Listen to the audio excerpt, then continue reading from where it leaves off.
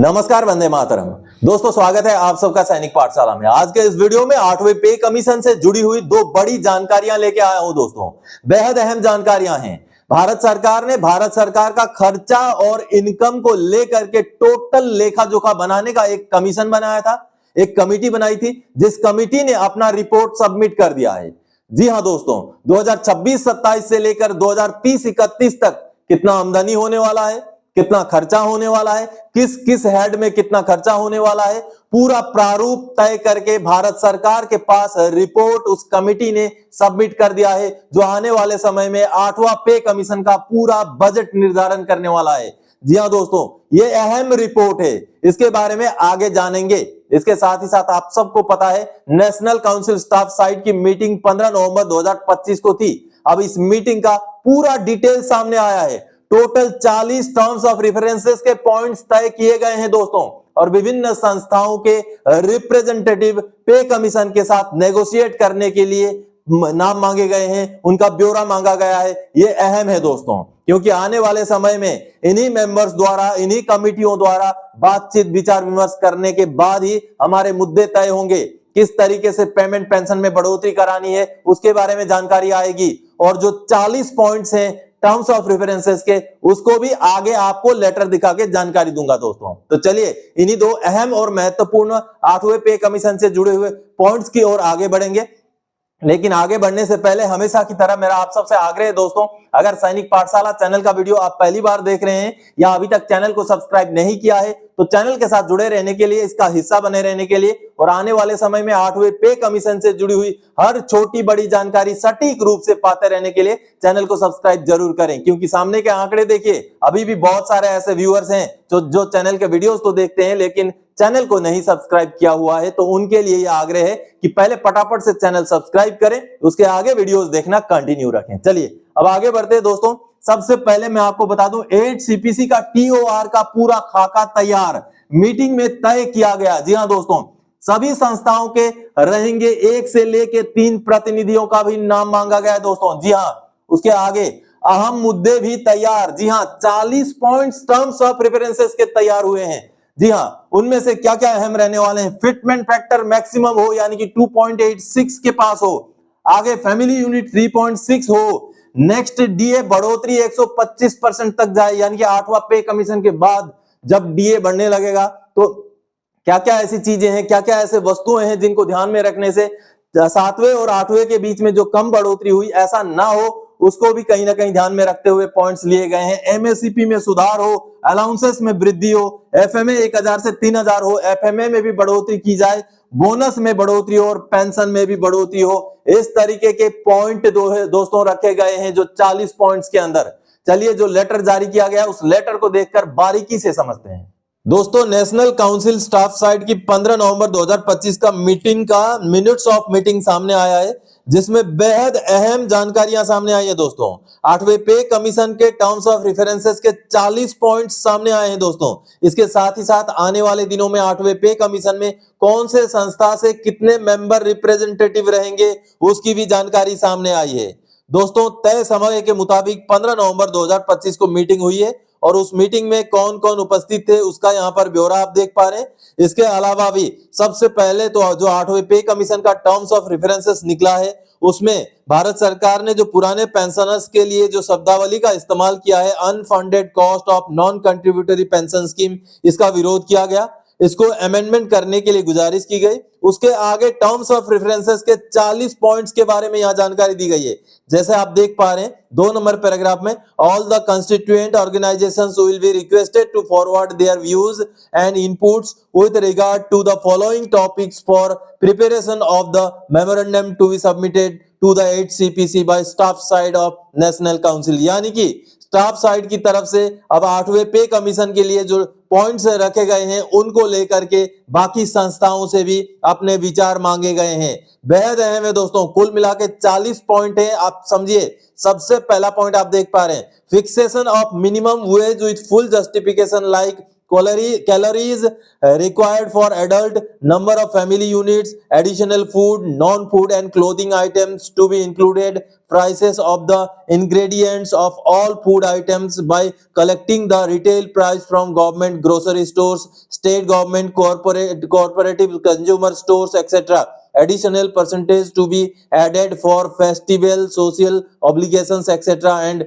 to meet the expenditure on essential technological day to day requirements, यानी कि जो minimum wage है, जो सबसे न्यूनतम जो तनख्वाह है, जो पारिश्रमिक है, उसको तय करते टाइम किन किन बातों को ध्यान में रखा जाए।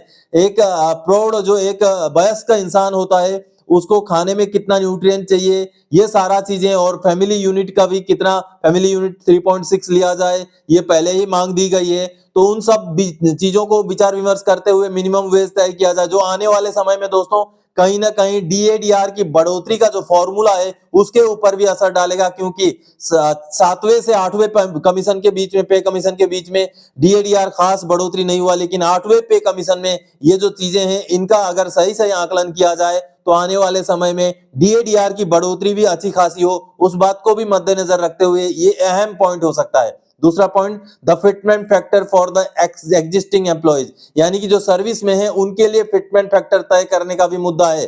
Fixation of the highest salary, यानी कि जो हाईएस्ट सैलरी है उसका फिक्सेशन के ऊपर भी पॉइंट है दोस्तों।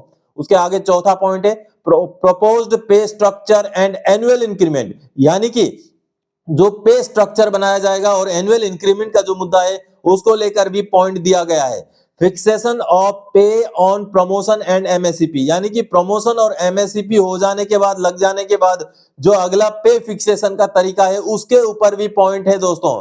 अगला पॉइंट है date of effect of the recommendations of the pay commission, यानी कि पे कमीशन का रिकमेंडेशन को लागू होने का जो तारीख है उसको क्लियर करने का भी यहां पर मुद्दा है। अगला पॉइंट है रिवीजन ऑफ स्पेशल पे ग्रांटेड टू डिफरेंट कैटेगरीज, अलग अलग कैटेगरीज को स्पेशल पे जो ग्रांट किया जाता है उसका भी रिवीजन किया जाना। अगला पॉइंट है issues pertaining to common categories in central government like artisan, clerical, ministerial staff, store keeper staff, account and audit staff, drivers, fire fighters, MTS, paramedical staff, nursing staff, teacher, canteen staff, receptionist, library staff, laboratory staff, veterinary scientific staff, engineering staff, supervisory staff, drawing office staff, photographers etcetera, यानी कि ये सारे जो staff हैं, जो category के जो employees हैं, उनका जो दोस्तों इश्यूज जो भी हैं उनको लेकर भी पॉइंट डाला गया है। अगला पॉइंट है क्लासिफिकेशन ऑफ पोस्ट का क्लासिफिकेशन क्लैरिफाई किया जाए, ग्रामीण डाक सेवक को भी इंक्लूड किया जाए। अलाउंसेस एंड एडवांसेस, जो अलाउंसेस हैं, एडवांसेस हैं, उनको तय किया जाए।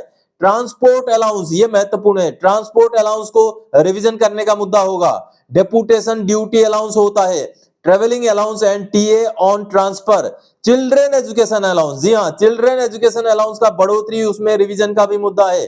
डेली अलाउंस, जो डेली अलाउंस ड्यूटी के दौरान मिलता है उसका भी मुद्दा है। ओवर टाइम अलाउंस, जी हाँ, ओवर टाइम ड्यूटी करने से भी कुछ कर्मचारियों को ओवर टाइम अलाउंस मिलता है, उसका रिवीजन का भी मुद्दा है। Risk allowance, risk and hardship matrix, यानी कि रिस्क अलाउंस और रिस्क एंड हार्डशिप मैट्रिक्स को भी बढ़ोतरी रिवीजन करने का मुद्दा डाला गया है। अगला आप देख पा रहे हैं 19 number point, night duty allowance, यह नाइट ड्यूटी अलाउंस के लिए भी पॉइंट डाला गया है। Patient care allowance, nursing allowance, यानी कि अगर पेशेंट को देखभाल करना हो तो उसका भी अलाउंस मांगा गया है। अगला पॉइंट दोस्तों, special allowance in any region, high altitude allowance, all type of advances and any other additional advance to be added, कई सारे एडवांसेस जो मिलते थे उनको भी इंक्लूड करने की बात हो रही है। Housing facilities including HbA, house building advance के साथ साथ हाउसिंग फैसिलिटीज को लेकर भी मुद्दा यहां पर इंक्लूड किया गया है। हाउस रेंट अलाउंस, एचआरए की बढ़ोतरी का, एचआरए का रिवीजन का भी मुद्दा है। Promotion policy and MSCP scheme, जी हाँ, प्रमोशन पॉलिसी और एमएससीपी स्कीम में बदलाव को लेकर भी मुद्दा है। Central government employees group insurance scheme, जो CGEIS होता है, उसका भी बारे में भी यहाँ पर पॉइंट लिया गया है। ऑल लिव रिलेटेड इश्यू, छुट्टी को लेकर भी सारे छुट्टी के मुद्दे भी 8वें पे कमीशन में डिस्कस करने के लिए ये TOR का पॉइंट शामिल किया गया दोस्तों। लीव ट्रेवल कॉन्सेशन, यानी कि LTC का रिवीजन का भी मुद्दा है। मेडिकल फैसिलिटीज जो ECHS CGHS होते हैं उनका भी मुद्दा है। वुमेन एम्प्लॉइज का मुद्दा अलग से यहाँ पर इंक्लूड किया गया है। कॉम्पेशनेट ग्राउंड अपॉइंटमेंट, इसके बारे में भी दोस्तों एक पॉइंट ऐड किया गया है कि कॉम्पेशनेट ग्राउंड अपॉइंटमेंट्स को लेकर किस तरीके से सुधार किया जा सकता है। Regularisation of contract casual fix term employees, दोस्तों जो रेगुलराइज करने का मुद्दा है, जो कॉन्ट्रेक्चुअल जो एम्प्लॉइज होते हैं उनको, या कैजुअल एम्प्लॉइज होते हैं, या फिक्स टर्म एम्प्लॉइज होते हैं, उनका भी मुद्दा शामिल है। बोनस, जी हाँ, बोनस में रिवीजन, बोनस में सुधार का भी मुद्दा है।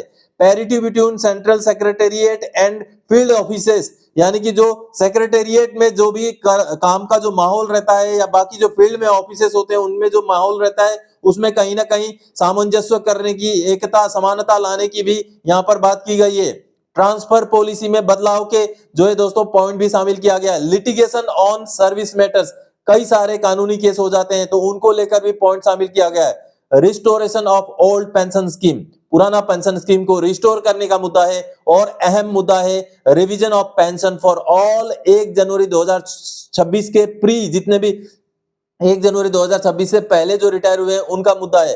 Pensioners and related matters including death cum retirement gratuity, commutation of pension, enhance of pension, family pension etcetera. यानी कि ये साफ हो गया दोस्तों कि मुद्दा ये भी रहने वाला है कि जो 1 जनवरी 2026 से पहले जो रिटायर हो चुके होंगे या हो गए हैं, उनका पेंशन रिवीजन, उनका डेथ कम रिटायरमेंट ग्रेजुइटी का मुद्दा, कम्यूटेशन का मुद्दा, एनहांस्ड फैमिली पेंशन का मुद्दा, पेंशन बढ़ोतरी का मुद्दा, सब कुछ टर्म्स ऑफ रेफरेंसेस में रहने वाला है दोस्तों। आगे, effective functioning of JCM scheme at all levels and grievance redressal machinery, यानी कि जो जेसीएम है उसका जो फंक्शन है वो सही तरीके से हो। जिस तरीके से जेसीएम का कानून बनाया गया है, सरकार के साथ विचार विमर्श करने वाली एक संस्था की तौर पर उसका सही सही कार्यान्वयन हो और जेसीएम एक अहम रोल अदा करे, ऐसा भी यहाँ पॉइंट डाला गया है। और मिसलेनियस आइटम, इसके अलावा भी कोई अगर छूटे हुए आइटम है तो उनको भी डाला जाएगा। ये आप देख पा रहे हैं टर्म्स ऑफ रेफरेंसेस के पॉइंट्स में दोस्तों।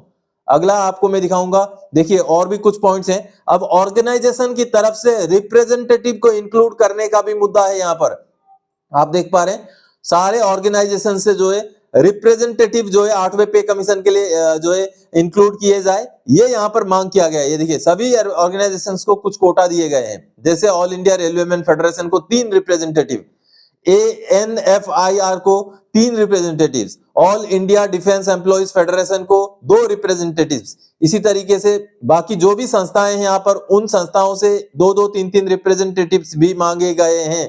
ये बेहद अहम है दोस्तों। और ये रिपोर्ट जो है दोस्तों, ये 25 नवंबर 2025 तक जो है ये मेंबर्स के नाम मांगे गए हैं। और इसमें एक अहम चीज ये भी है दोस्तों कि जब ये दोबारा से ये पूरा कमेटी, ये पूरे रिप्रेजेंटेटिव्स को लेकर बन जाएगी तो कहीं ना कहीं 8वें पे कमीशन की जो मूल कमेटी है उसके साथ विचार विमर्श करने में, बातचीत करने में आसानी होगी, क्योंकि अब बहुत सारे अहम मुद्दे तय कर दिए गए हैं। लेकिन यहाँ पर एक चीज सोचने वाली है दोस्तों कि जो NCJCM का जो स्टाफ साइड की तरफ से जो ये जो 10 यहाँ पर ऑर्गेनाइजेशन का नाम दिया गया है, यहाँ डिफेंस पेंशनर के कोई भी ऑर्गेनाइजेशन शामिल नहीं है। ये एक चिंतनीय विषय है दोस्तों। यहाँ पर बड़ा सवाल होता है कि फौज से जुड़े हुए, फौजी पेंशनर से जुड़े हुए संस्थाओं का नाम क्यों नहीं है। बहुत सारी संस्थाएं हैं, voice of x services society है, फेडरेशन ऑफ वेटरन एसोसिएशन है, साबका सैनिक संघर्ष समिति है, इस तरीके से और भी बहुत सारी संस्थाएं हैं। चलिए खैर, अगर इनको कोई बोले कि ये रजिस्टर्ड नहीं है, तो जो रजिस्टर्ड वाले हैं, IESL है, IESM है, इनका नाम इन संस्थाओं के लिस्ट में क्यों सम्मिलित नहीं है, ये बड़ा सवाल है। और ये संस्थाएं भी कर क्या रही हैं, इनको भी अब जो है कमर कस लेना चाहिए। क्योंकि आप सबने देखा NCJCM, रेलवे के फेडरेशन हो गए, बाकी जो भी पोस्टल के फेडरेशन हो गए, वो लगे हुए हैं। अब हमें भी लगना चाहिए, जागना चाहिए। बेशक ये जो NCJCM का जो कमिटी है, उन्होंने भी जो नाम वगैरह मांगे हैं, उन्हीं में बेशक इंक्लूड किया जाए, क्योंकि बाकी जनरल पॉइंट्स तो कवर हो जाएंगे इन कमिटियों से। हमारे जो फौज के मुद्दे हैं, जो डिफेंस पेंशनर के मुद्दे हैं, वो कवर नहीं होंगे। इक्वल MSP का मुद्दा है, डिसेबिलिटी पेंशन में इक्वलिटी का मुद्दा है, और भी बहुत सारे मुद्दे हैं जो एक्सक्लूसिवली फौज से रिलेटेड है, फौजी पेंशनर से रिलेटेड है। उनको अगर उत्थापित करना है 8वें पे कमीशन में, तो अभी से कमर कसना जरूरी है दोस्तों। आप क्या मानते हैं, जरूर सजेस्ट कीजिएगा। चलिए अब अगली जानकारी, अहम जानकारी दोस्तों, और ये जानकारी है 8 CPC का खाका तैयार। जी हाँ, 16th फाइनेंस कमीशन का रिपोर्ट हुआ है सबमिट। कितना बजट सब क्लियर। जी हाँ दोस्तों, दोस्तों भारत सरकार ने जो 16वां वित्त आयोग बनाया था, 16th फाइनेंस कमीशन बनाया था, उस कमीशन ने अपना रिपोर्ट सबमिट कर दिया है। ये बड़ी बात है दोस्तों, क्योंकि इस रिपोर्ट के मुताबिक इसका जो पीरियड है ये फाइनेंशियल ईयर 2026-27 से लेके 2030-31 तक का रिपोर्ट होगा। और इस रिपोर्ट में आने वाले समय में किस तरीके से खर्चा किया जाएगा, किस किस डेवलपमेंट के काम में कितना होगा, वो सारा लेखा जोखा रहने वाला है, जिससे 8वां पे कमीशन का एक प्रारूप भी बिल्कुल तय हो जाएगा कि सरकार 8वां पे कमीशन में किस तरीके से खर्चा करेगी, कितना बढ़ोतरी देगी, बजट में कितना पैसा धार्य करेगी। ये सारी चीजें इस रिपोर्ट से सामने आई हैं। इससे जुड़ा हुआ एक प्रेस नोट जारी किया गया। पहले उस प्रेस नोट को दिखाऊंगा आपको, फिर आगे समझाऊंगा। पुराना जो है 15वें पे कमीशन, जो फाइनेंस कमीशन का रिपोर्ट दिखा के समझाऊंगा कि कैसे पे कमीशन के ऊपर 16वां फाइनेंस कमीशन का रिपोर्ट असर डालेगा। तो पहले देखते हैं प्रेस नोट।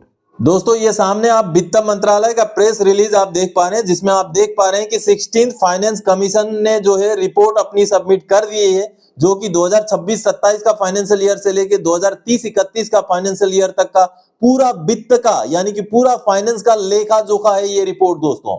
जी हाँ, इस रिपोर्ट को तैयार करने के लिए जो कमेटी बनाई गई थी, उसके जो चेयरमैन थे डॉक्टर अरविंद पनागरिया, जिन्होंने ये रिपोर्ट सबमिट कर दी है। आप देख पा रहे हैं माननीय राष्ट्रपति महोदया को ये उनके हाथ में ये रिपोर्ट सबमिट कर दी गई है। और यहाँ पर इस रिपोर्ट से अब आने वाले समय में दोस्तों 8वें पे कमीशन में किस तरीके के रिकमेंडेशंस होंगे, कितना पैसा खर्चा होने वाला है, कितना बजट लगेगा, वो सारी बातें लगभग तय हो जाएंगी। जी हाँ, और जैसे कि यहां पर जानकारी दी गई है वित्त मंत्रालय की तरफ से, अब इस रिपोर्ट को सार्वजनिक किया जाएगा आने वाले पार्लियामेंट्री सेशन में। जब ये रिपोर्ट पार्लियामेंट में पेश किया जाएगा उसके बाद, जैसे आप देख पा रहे हैं, the report shall be available in the public domain once it is tabled in the parliament by union finance minister under article 281। अगला पार्लियामेंट सेशन में जैसे ही ये रिपोर्ट सबमिट होगा, उसके आगे फिर पता चल जाएगा सबको कि रिपोर्ट के अंदर है क्या, ये 8वें पे कमीशन में किस तरीके का प्रारूप बना सकता है। इस रिपोर्ट से चीजें सामने आएंगी।